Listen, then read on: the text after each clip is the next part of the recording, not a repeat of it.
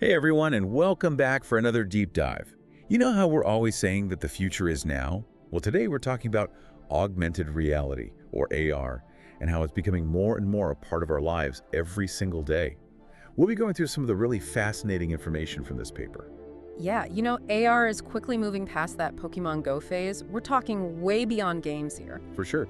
This is about practical applications of AR that, could impact so many aspects of our daily lives. Right. Like imagine Yeah. if you're walking down the street and you could just see the directions right there in front of you. That's already a reality. Right. With Google Maps, AR, it uses your phone's camera and overlays directions and information right onto your view of the street. It makes finding your way around so much easier. And you can even say it's probably safer, than looking down at your phone while you're walking. Oh, for sure. Yeah. But isn't there a concern that, our brains aren't really made to process that much visual information all the time? Oh, absolutely. There's a real risk of information overload. And, I think a lot of experts are worried about people getting so focused on their AR world that they, kind of miss what's going on around them in the real world. Yeah, that makes sense.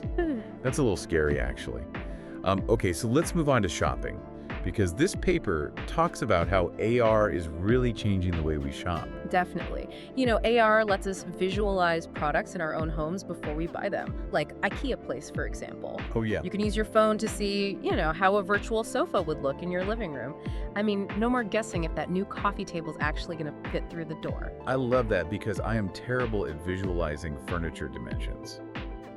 But hold on, isn't there a privacy issue here? These apps are essentially seeing inside our homes, right? Yeah, that is a really important point. And, AR shopping apps collect a lot of data. Like what? Not just, what products you're looking at, but details about your home and even your movements.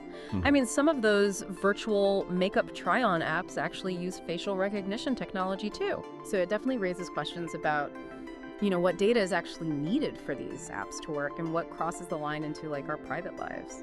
That's a tough one for sure. So we've talked about navigating and shopping. Let's switch gears to education because the source highlights some pretty cool applications for AR in the classroom. Oh, this is where AR gets super exciting. Okay. It can create these immersive learning experiences that are especially amazing for visual learners. Give me an example. Imagine history students exploring, an ancient Roman city virtually. Wow. Or medical students practicing surgery on a 3D model of a human body. It's a whole other level of learning that you just can't get from a textbook. That sounds incredible. It's like taking a field trip without ever leaving the classroom. But the source also mentions concerns about access and equity. Oh yeah, that's a big one. AR tech can be really expensive. So there's this worry that it'll widen the gap between, schools that have a lot of resources and those that don't. If it becomes a standard part of education, how do we make sure all students have equal access? That is a huge question, for sure. So we've covered navigation, shopping, and education all being transformed by AR. But to me, the real mind-blowing stuff is happening with the development of smart glasses. Yeah, things are about to get really sci-fi. Right. We're talking about a future where we might not even need our smartphones anymore. Wow. Companies like Apple, Meta, Google, they're pouring money into smart glasses that could constantly overlay digital information onto our view of the world. Imagine not even needing to look down at your phone. Everything's right there in front of you.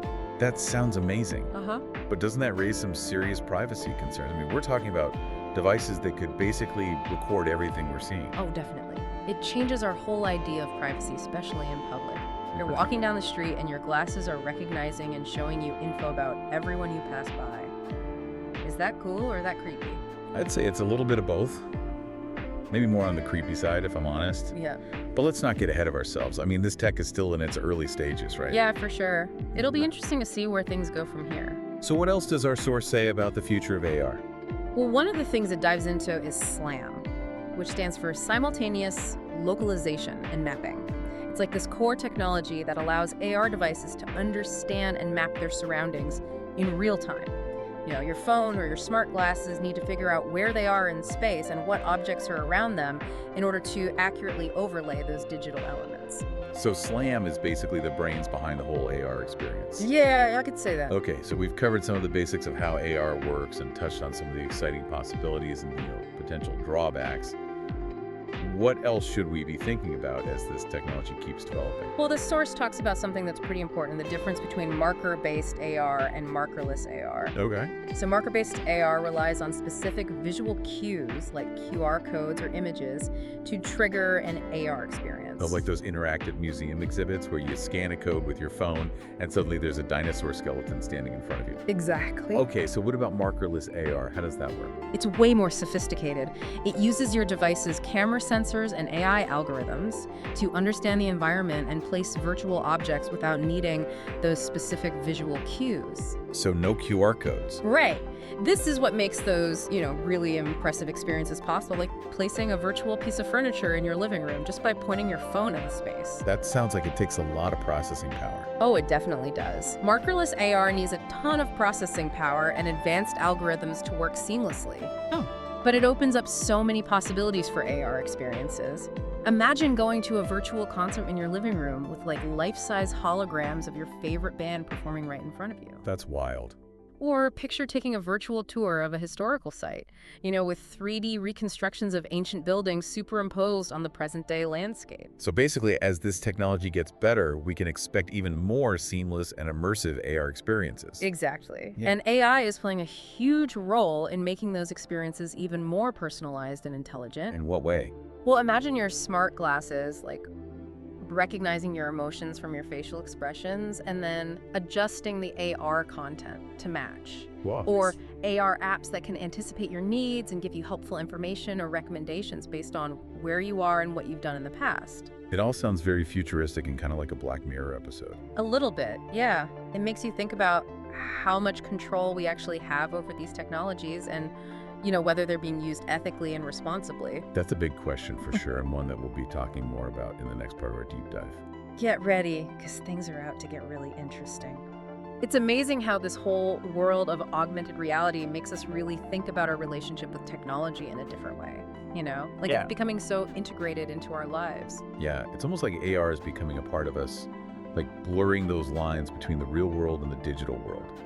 And that brings up some concerns about, our mental health. I mean, we already know spending too much time on screens can mess with our sleep and our focus and even our moods.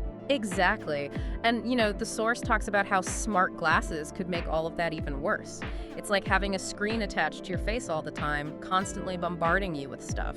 Yeah, it's already hard enough to disconnect sometimes. With smart glasses, it's like that temptation is always right there in front of you. Right. So the question is, could this constant digital input lead to more anxiety, even shorter attention spans, maybe even a feeling of digital overload? It's a bit scary to think about. But maybe we're being too negative. I mean, there have to be ways to deal with these risks. Oh, for sure. I think it's really important to be realistic about AR. Acknowledge the potential downsides, but also explore how to use it responsibly and ethically.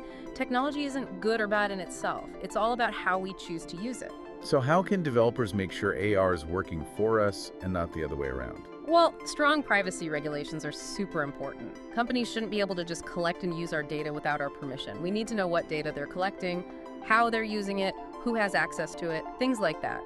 Like with those AR shopping apps we were talking about. Exactly. Maybe there are ways to personalize recommendations without storing, detailed 3D maps of our homes. That makes sense. Yeah. We need to be in control of our own data. But what about information overload? How do we stop AR from just becoming a constant stream of distractions? That's where good design comes in. Developers need to think carefully about how they present information in the AR world. Instead of bombarding us with notifications, maybe AR could prioritize what's relevant at that moment, based on our context and what we're trying to do. So like an AR interface that adapts to your surroundings and only shows you information when you actually need it. Exactly, like directions when you're at an intersection or details about a restaurant when you're walking by. It's about enhancing reality, not overwhelming it. I like that. So it's not just about the technology itself, it's about how we use it and interact with it. Exactly. We need to develop healthy habits, set boundaries and make sure the digital world doesn't take over our lives. Find that balance between staying connected and staying grounded in reality. So as we explore this new world of AR, what should developers be focusing on? Well, security is a huge one. Think about smart glasses with facial recognition. There needs to be strong encryption and safeguards to prevent that data from getting into the wrong hands. That's a good point. And we also need to be aware of the potential for manipulation. right? If AR can change how we see the world, how do we protect ourselves from misinformation or even propaganda disguised as AR experiences? Exactly. The saying, seeing is believing. But with AR, what we see might not always be real. So critical thinking is more important than ever. So how do we stay informed and make sure we're not being fooled? Well, one way is to pay attention to where the AR content is coming from. Just like with online information, we need to think about who's creating it and why. So basically, we need to apply those same critical thinking skills we use online to the world of AR. Exactly. And we also need to be really careful about the permissions we're giving to AR apps. Do we really want to give them access to our location, our camera, our microphone, our contacts?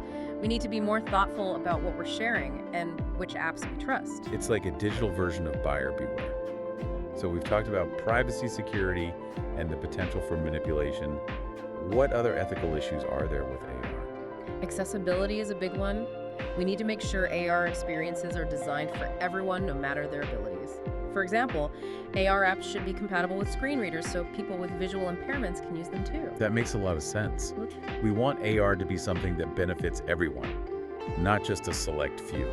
So it seems like there's a lot to think about as AR keeps developing. There is, but the good news is more and more developers are starting to pay attention to these ethical considerations. They're incorporating privacy features, accessibility features, and safeguards against manipulation into their AR creations. That's great to hear.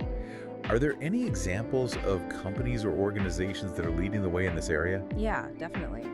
One example is the XR Access Initiative. It's a group of developers, researchers, and advocates who are working to make immersive technologies like AR and VR more accessible. They have guidelines and resources to help developers create AR experiences that are inclusive for everyone. That's fantastic. Yeah. Any other examples? Another one is the Partnership on AI. It's a group of tech companies, academics, and organizations that are looking at the ethical implications of AI, including how it's used in AR. They released a report on using AI responsibly in AR, and it talks about the need for transparency, accountability, and human oversight. It sounds like there's a real push towards responsible AR development, which is encouraging. So what about us as individuals? What can we do?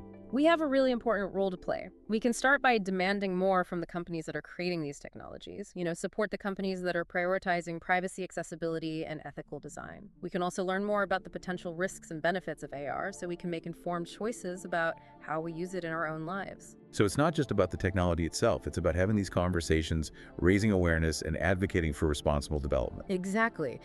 The future of AR isn't set in stone. It's a future we're creating together, one choice, one conversation, one innovation at a time. Welcome back, everyone. It's the final part of our augmented reality deep dive, and I have to say this has been fascinating. It really has. We've gone from, everyday uses of AR like shopping and education to some pretty mind-blowing concepts like smart glasses and all the ethical questions that come with them. It's a lot to process. But, as we wrap things up, I think it's important to remember that this isn't just about fancy gadgets or futuristic technology. This is about how we choose to bring technology into our lives and, what kind of impact that's going to have on the world around us. Right. It's about making sure that technology makes our lives better, not worse.